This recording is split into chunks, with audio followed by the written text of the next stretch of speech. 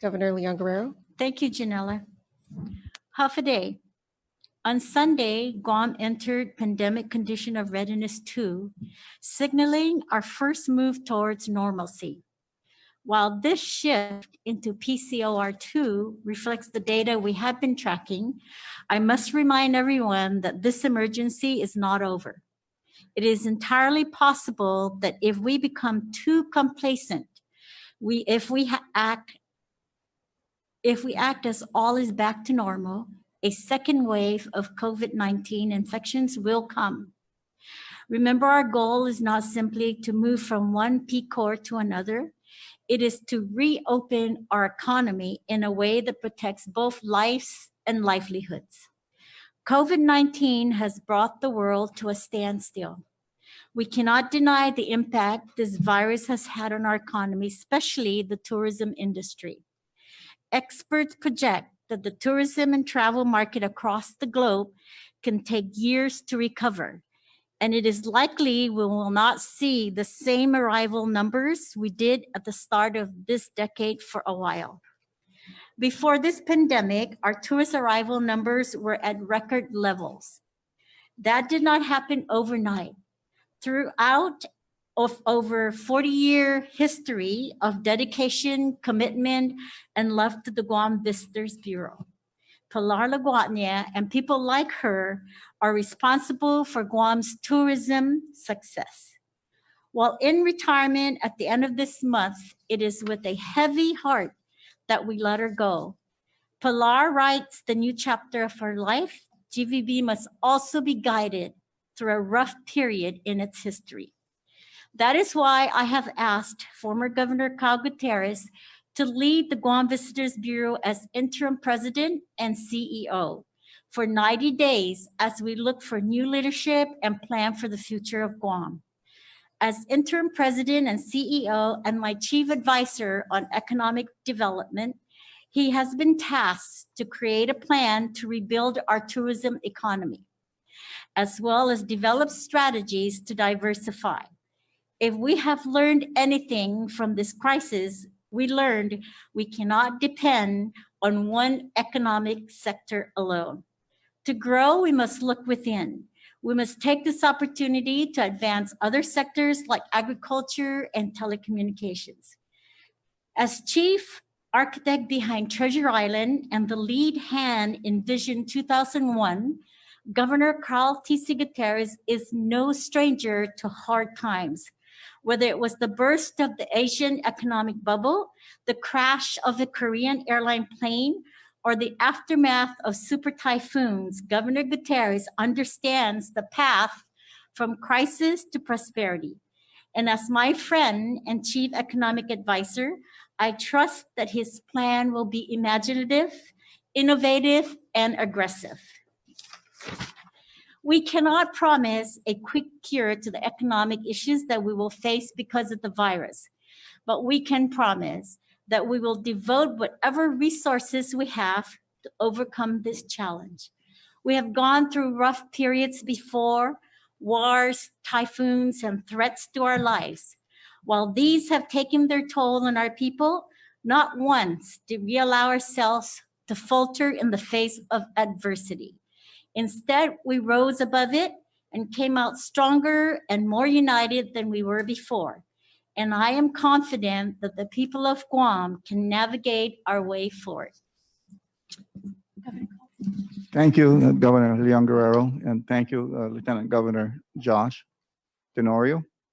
Thank you to the Board of Directors of the Guam Visitors Bureau, and congratulations to my old friend. For 41 years, we worked together at GVB and in the Governor of Guam, Ms. Pilar Laguatnia, and I wish you well and Godspeed.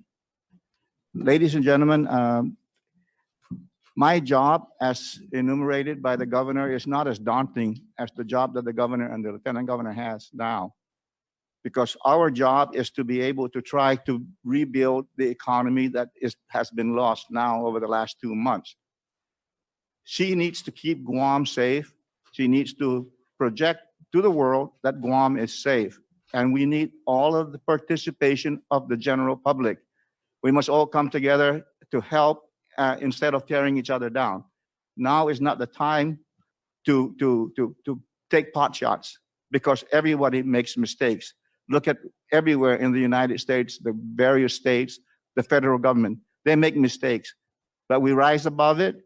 And my job right now, taking over GVB, is to be able to put together the people in the tourism industry, the stakeholders, to be able to come together and try to solve this problem and project forward in a time frame of maybe 3 months, 6 months, 1 year, because we don't know when we're ready to begin, and we don't know when we're going to be safe. For the people that do come here to know that we are safe, and that's our job. But beyond that, we also need to be able to diversify the economy that we have here from tourism. We have the military as our mainstay, but for the last year and a half, my economic development staff have been preparing and putting together various different initiatives, which will bring money into Guam when initiated. And the fact that the governor has put together this the governor's strategic economic group as a permanent group, I believe that we can make that vision work now for the people of Guam. Not only the business community will be called in, but the people in general, the stakeholders of this island will be called in to participate. And I'm looking forward to amass all of the various talents that we have here on Guam. And for the business community, please be prepared because you have a lot of money still, and we're going to have you working for Gov Guam for free in getting us out of this mess. So, ladies and gentlemen, thank you very much. We will do what we can.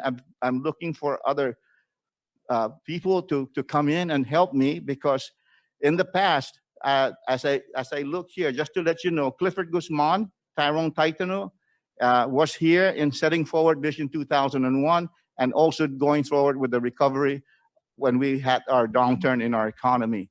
And we have from GIDA, Ed Camacho, who has been assigned to our office, Jeff Marchesol, who's been here and in the media, Patrick Sherman, and Layla Ludwig Ilagan. She's my niece, so. But ladies and gentlemen, we will also have to pull other people. Hopefully the governor will understand that this is a daunting task and I need all the help I can. I will try to answer any questions that you may be able to ask us here today. Thank you. Thank you, Governor Gutierrez. Before we begin, I'd also like to introduce the Honorable Joshua F. Tenorio, Lieutenant Governor of Guam, Segunda Megalahin, Guam. Thank you for joining us, Lieutenant Governor. Thank you. I just wanted to also echo the sentiments of coming together as we reopen businesses and as we try to normalize as much as possible the things that we need to do on our personal lives and our professional lives. This is the perfect time for people to come out with their ideas. And so for those folks that are in the tourism industry in all sectors, from the smallest business to the biggest business, I just like to ask them to come forward. I think that former Governor Gutierrez is correct. This is going to be a community effort so that we could work together with the governor to move things forward and stabilize this economy. And I think the best thing to do is turn those lemons into lemonade, right? And let's get to work. So thank you very much. Thank you, Lieutenant Governor. And now we'll open the floor to some questions from the media. And we'll begin with, and again, just to remind you all that your mics are, you can control your own mics, and please respect all the, each reporter while they're using their own turn. So we'll begin with PDN, Steve Limtiaco. Thank you. So Governor Leon Guerrero, so we're a few weeks into the new virus testing protocol. Will there be a third phase of testing? And if so, what would that look like? I didn't hear you real. Can you repeat it again, Steve? You're a little bit muffled when you started.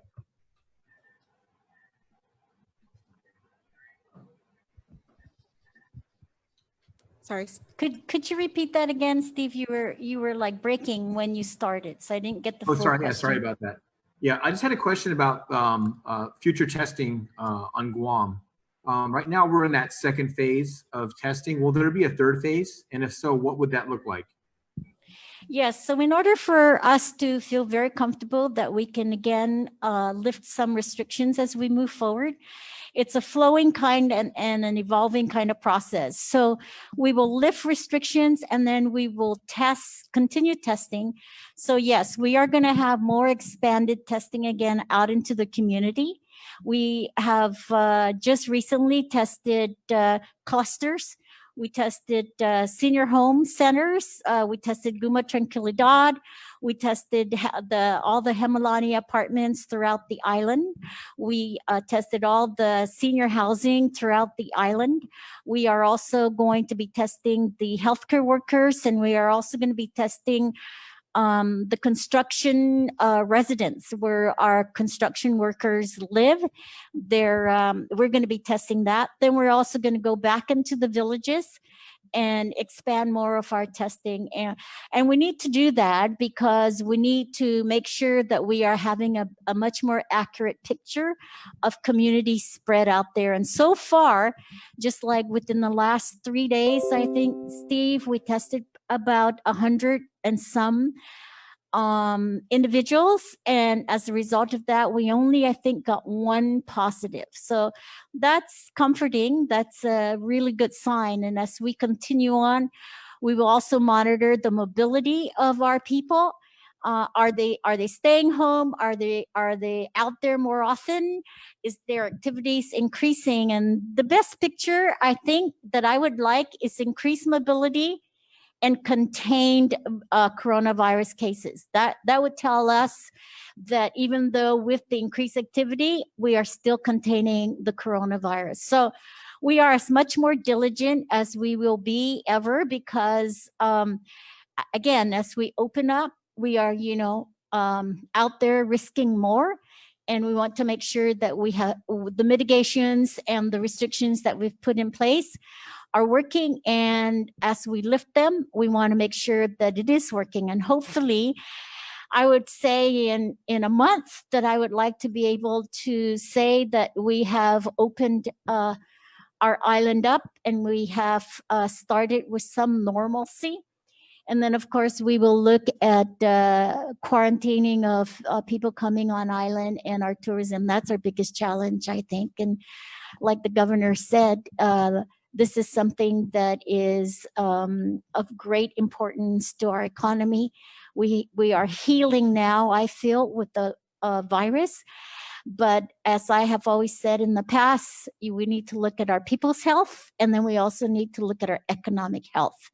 And now we are focusing and trying to balance both sides of the equation for a good livelihood in our island. And as a follow-up, how do you plan to spend the $12.5 million Guam will receive in education stabilization funding? This is in addition to the 40 million DOE is getting. Right. Yes. And I'd like the Lieutenant Governor to answer that because he's really been working very closely with the superintendent, and they have great ideas that we can give for our community. Thanks, Steve. I think it was last week I convened a meeting with, on behalf of the governor, with the superintendent, the president of the University of Guam, and the president of Guam Community College to understand what the plans were and maybe what are some of the resources that are needed to really get more people to have access, more students to have access to education, and trying to predict what that's going to be like in the fall, especially. Yesterday, I convened a meeting with all of the leaders of Guam's telecommunications companies, trying to understand the capacity around the island for connectivity. And so today I'll be meeting again with the education leaders, looking at ways to try and different ideas to try and enable access by students for distance education. And so I would tell you that right now, the recommendation that we're working on for the governor is to use the bulk of these funds to make them available for homes and students to have access to the internet. And it could be, depending on the numbers, it could be technology. But we're all working right now on just seeing where we are with capacity, with what the plans are, and try and really use the money to bridge the gap between the students that are at home that may not have connectivity to the internet, so that they're able to resume their studies. Thank you, Steve. Next is KUAM, Nestor Lecanto.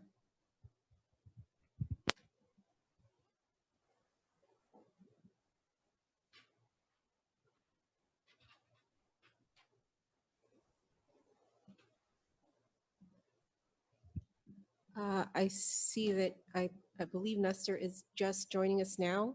So we'll circle back to you, Nestor, after you get yourself situated in the Zoom meeting. I'm available now. Sorry. Okay, there you are. Go ahead, Nestor. Okay. Yeah. Thank you. Good afternoon, Governor Leon Guerrero, Governor Gutierrez, and Lieutenant Governor. First question is for Governor Leon Guerrero. Can you provide an update on both local and federal direct assistance payments, and what's your reaction to the HEROES Act, which is expected to be passed by the House, and how realistic do you think is $2.6 billion for Guam? Right. So what we've gotten so far in federal aid from the federal government, we are expecting about 1.3 billion in federal aid. We have received and have distributed out about 559,000. We gave the exact details of it to the legislature, and I think we're putting it up on our website. So it'll be available for the public. In terms of the HEROES Act, there are a lot of big wishes there, and it's expected to be passed by the House of Representatives. Of course, Democratic leadership, and as you know, Democrats are much more they're much more generous to the community for those that really, really need those, and they are fighting hard to get this passed. In terms of the bill, there are some good things there for us. For example, there is a provision there that mandates the federal government to pay for now EITC, and it's going to be an ongoing situation. There's also more monies there for economic recovery impact stimulus. They want to give more out to the community. There also is extending the duration of the federal pandemic unemployment benefits. That's the $600 a week, and that they are looking at extending that till January. And I did meet with the National Governors Association, or I had a video and an audio meeting with them this morning at 3:00. And they are all very hopeful that it'll pass, because all the other states also, just as we are, the individuals there are struggling. The economy is really, really bad. And so this, I think, from the federal government of an additional, I think it's $3 trillion, again, is a good infusion and a great big help for the economy, not just in the United States, but also in the territories. And if you can realize and acknowledge that all this money that the federal government is giving to us is going to be pumped right into the economy. And as we work hard, again, under the leadership of Governor Gutierrez, to build back our tourism and diversify our economy, this is a good thing to have, because it'll be money in the economy that people will be using to, go to restaurants, have dinner, buy groceries, all those services that, again, brings just back the ability of our economy to revive and be stimulated. So that's the plan with all this infusion of money. It's to give it right back into the economy. And definitely that is what we're doing here in Guam. Like I said, we've already distributed out about $559 million. All this in pandemic preventive measures and equipment, and buying all that PPEs and medical sources and services that we need. So that just pumps it back in. Additionally, not all of the I don't think all of the business, I know not all of the business have been closed. Your grocery industry, your mom and pop industry, those continued on during the whole pandemic period and will continue on. And of course, also hardware stores and medical facilities continued on.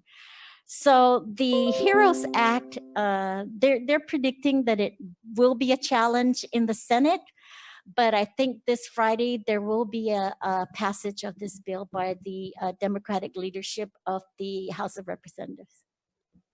Thank you. Can I ask Governor Gutierrez, so you'll be the interim president of GVB for about 90 days, which is not a whole lot of time.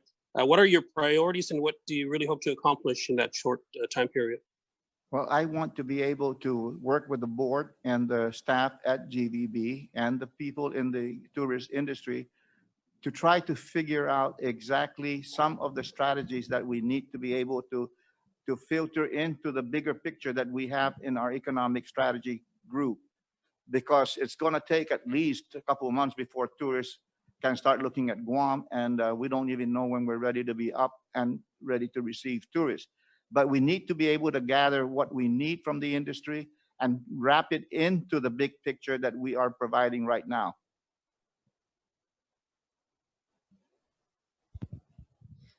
Thank you, Nestor. Guam Daily Post, John OConnor. Yes, thank you all. Governor, your administration released the agreements with the quarantine facilities yesterday, and while we understand these are not executable agreements or non-executed agreements, they do provide an idea of the terms we agreed to. Among those terms, we see that the term period for Days Inn, Perlis Courts, and Wyndham are about to expire. We also know that the Pacific Star initial term expired around April 22nd. So have you designated your staff to extend agreements for quarantine facilities? And have you ordered Homeland Security to negotiate any other hotel facilities? Negotiate for any other hotel facilities? Yes, we've been working with GSA through Homeland Security, and we are putting out, I think we've already put out a request for interest, because the goal here is to continue on these quarantine facilities. We still need to have the quarantine facilities, and so we want to extend it beyond the May 18th expiration date. So yes, the work has begun.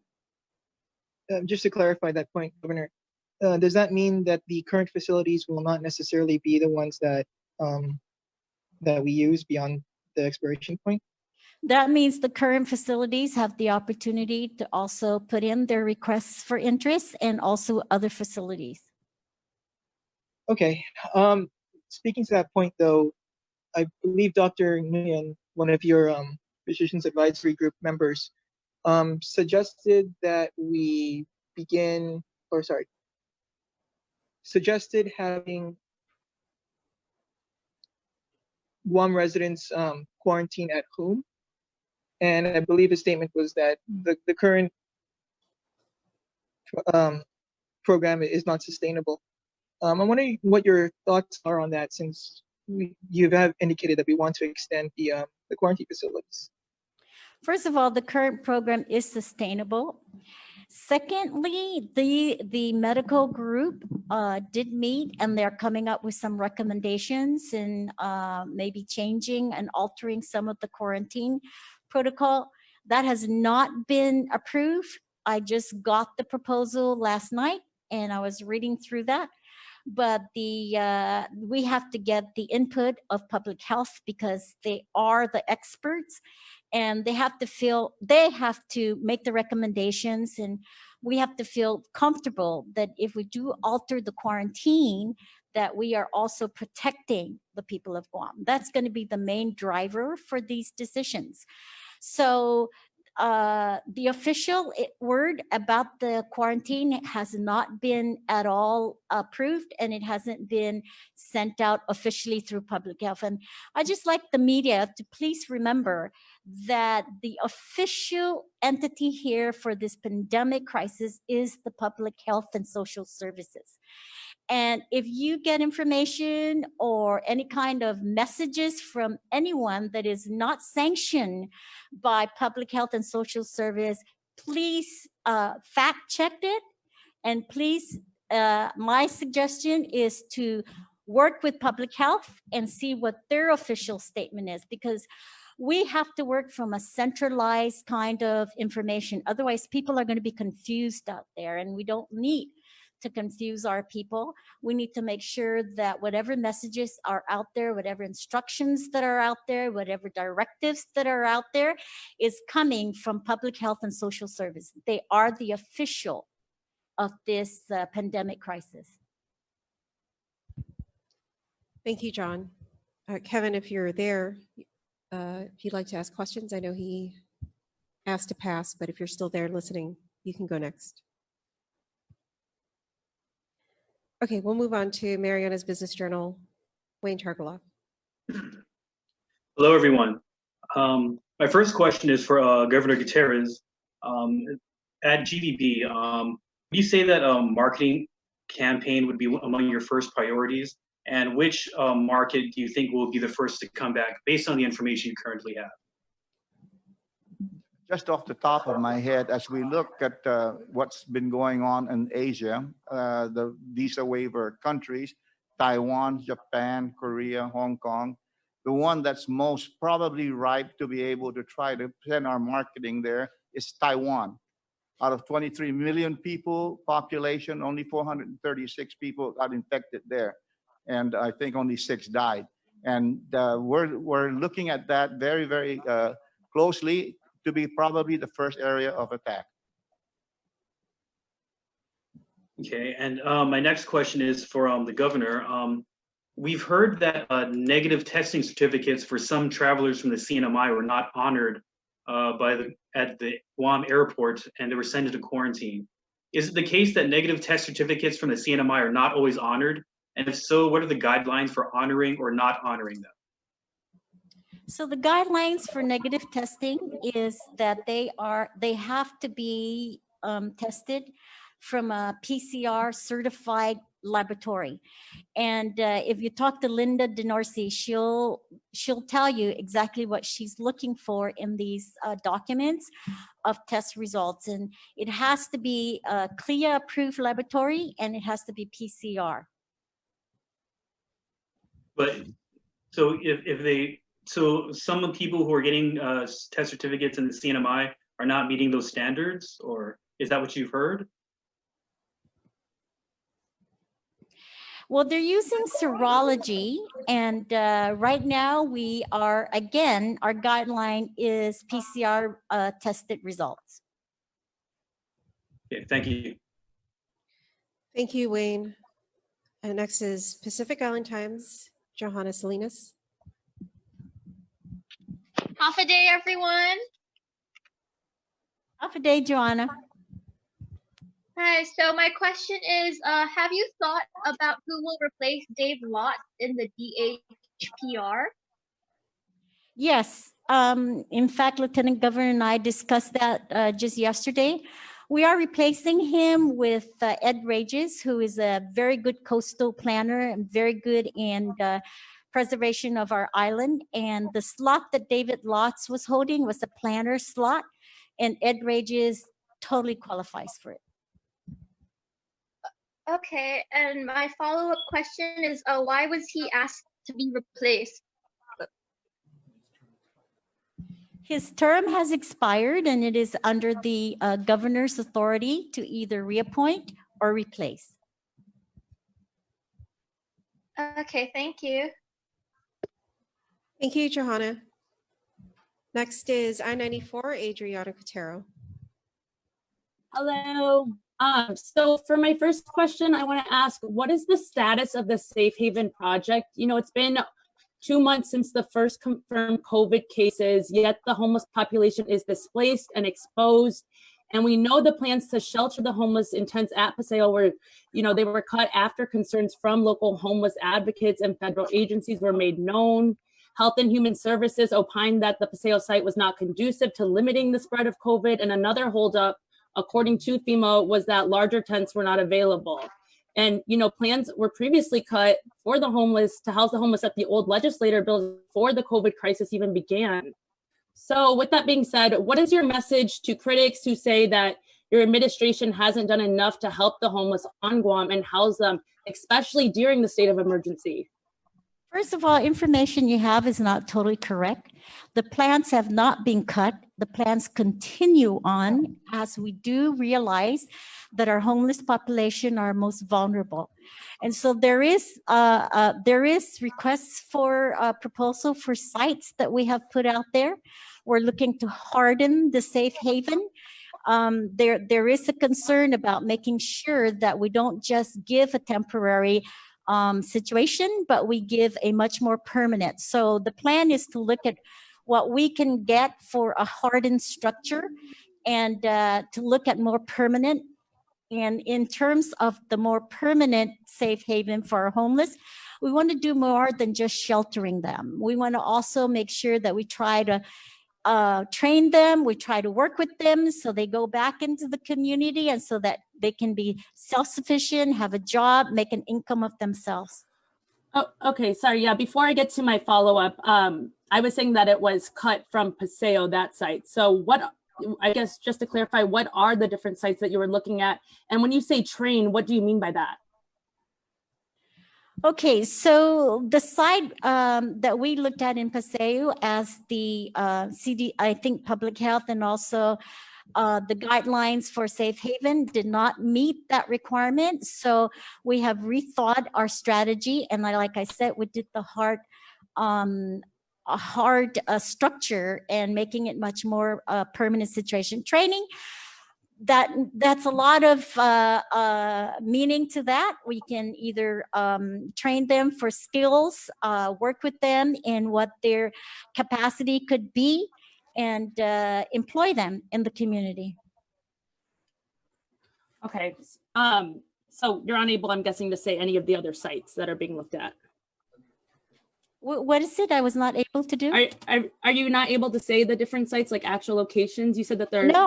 It's not that I'm not able. We're just putting out the request for proposal, and we haven't gotten got responses back.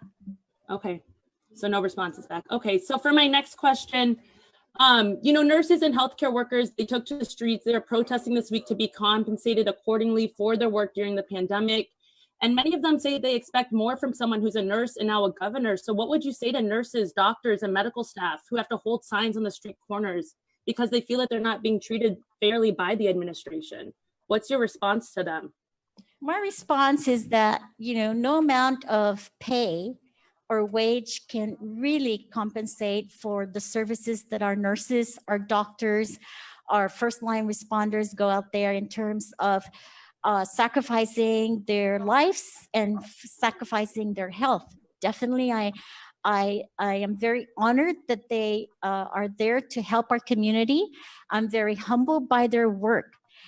And this is the reason why when we started this pandemic resources for our frontliners, that we instituted the hazardous pay, because we felt that the double pay, with the law that guided us with double pay, was not applicable to this kind of disaster. As you understand and acknowledge, this disaster is an unprecedented disaster. No one has ever experienced this, not even globally, not even nationally. And so as we move along and evolve in this, we're always changing. And we are always trying to make sure that whatever actions we do are actions that address the challenges at that time. So we instituted our hazard pay to again recognize those people who are out there in the front lines. So that's why we did the 3-tiered differential pay, and we called it differential pay because most of the nurses and other frontliners already have hazardous pay into their base salary. So we didn't want to make any confusion, and that's why we called it the differential pay. So as a nurse, I totally understand what they're going through.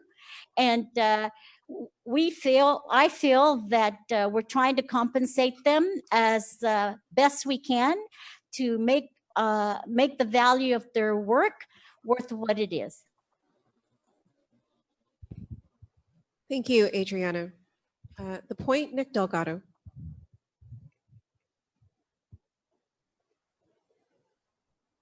Half day, everyone. Half day, Governor. Half day, Governor Guterres. Half day, Lieutenant Governor Tenorio. So first, I want to start by sharing a thank you from the people who were cheering and jeering at the post offices yesterday after getting their economic impact checks in the mail. So I just want to share that with you. But on another issue, and similar to the one that Adriana had brought up, DOA Director Ed Byrne had promised to pay out all the remaining balances in that differential pay yesterday.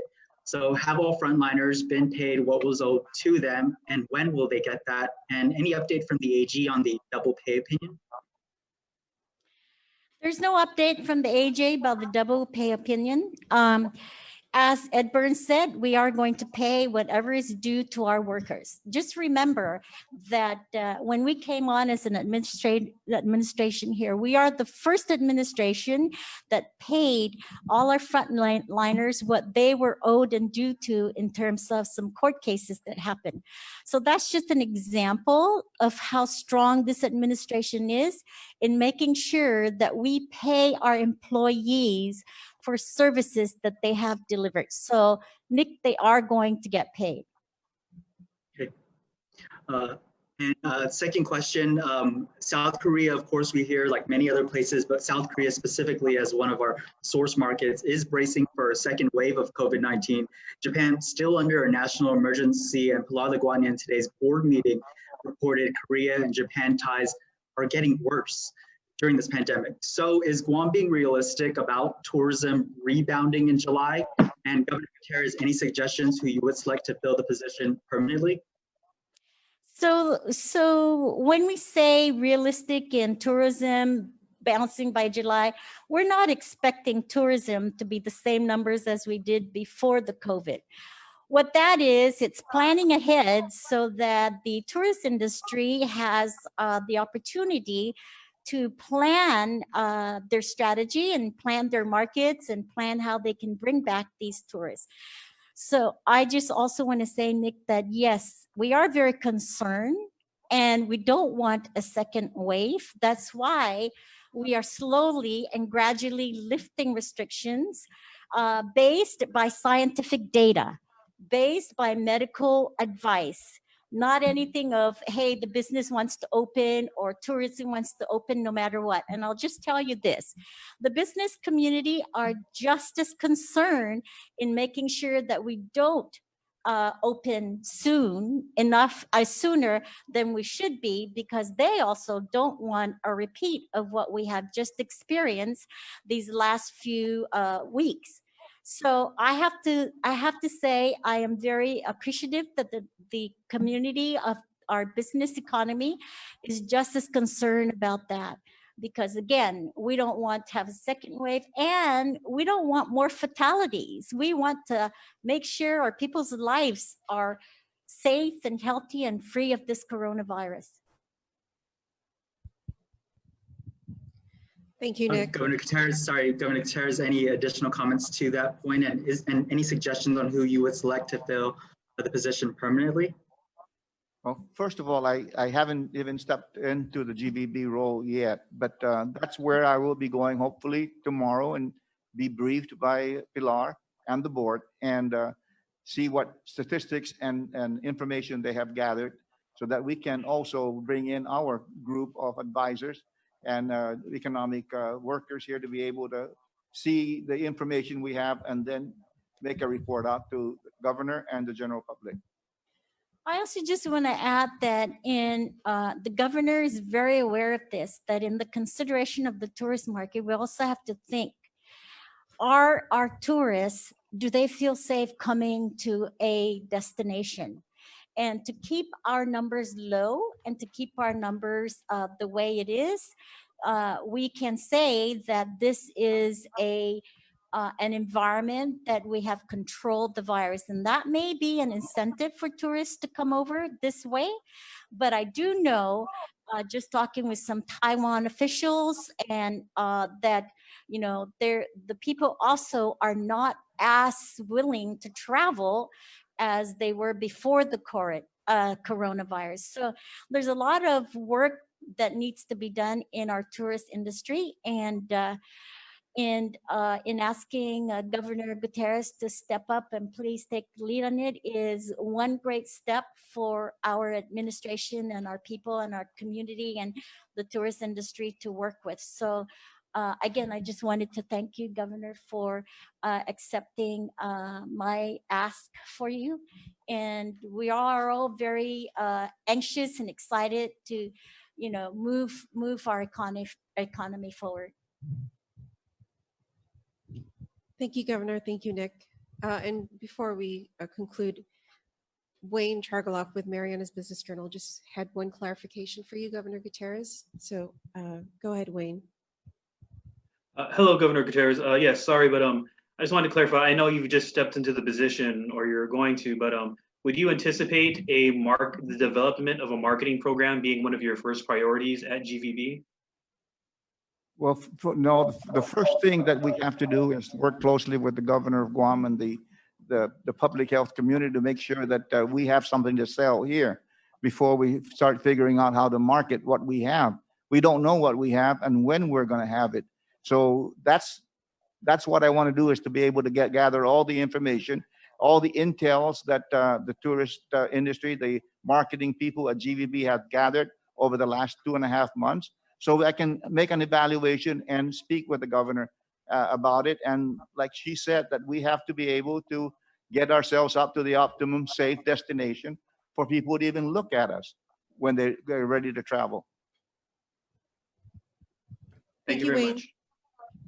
All right, well, that concludes our press conference for today. Thank you again to Governor Leon Guerrero, former Governor Carl Gutierrez, and to Lieutenant Governor Joshua Tenorio. Have a great day, everybody.